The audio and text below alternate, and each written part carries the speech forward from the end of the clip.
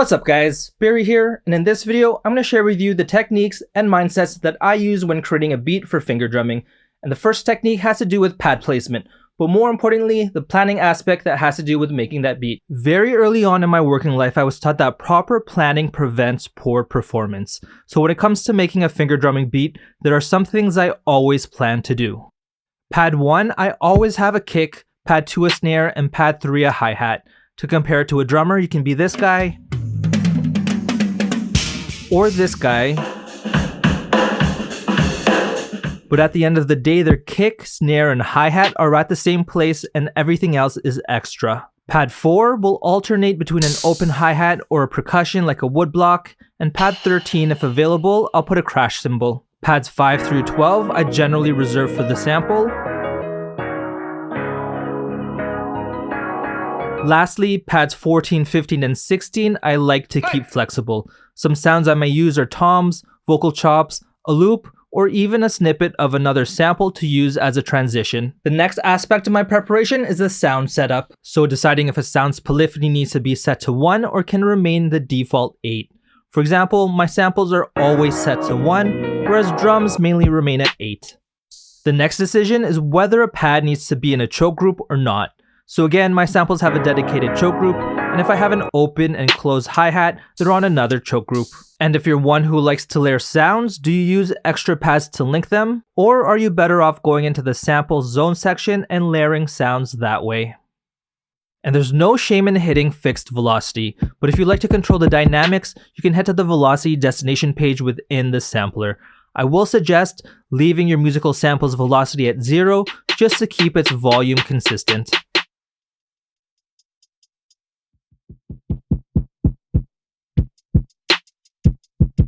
When it comes to effects, I keep it very simple and subscribe to the Kenny Bates school of thought, DOTS. Don't overthink shit.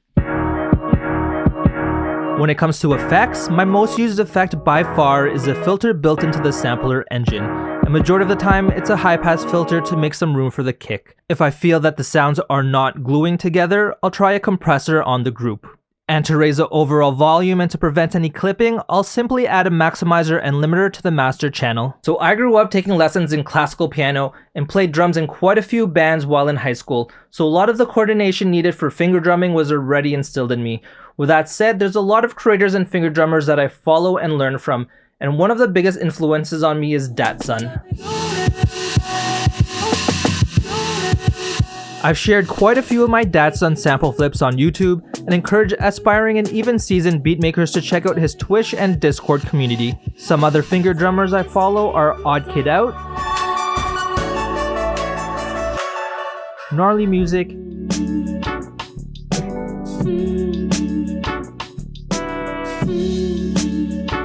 and even MPC user J Black.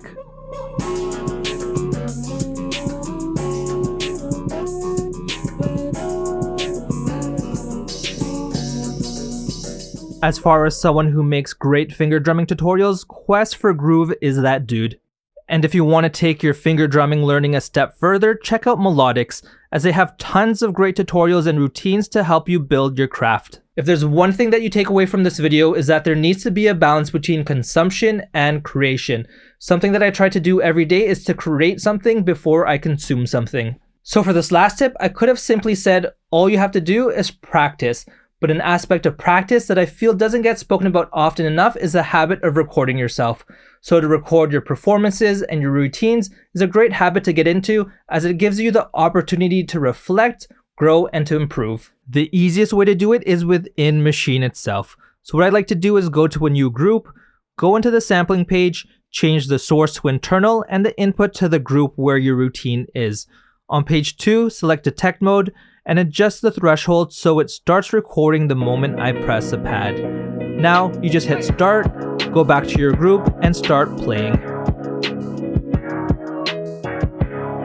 Once you're done, go back to the group and pad you're recording and hit stop. And there's your recorded finger drumming beat.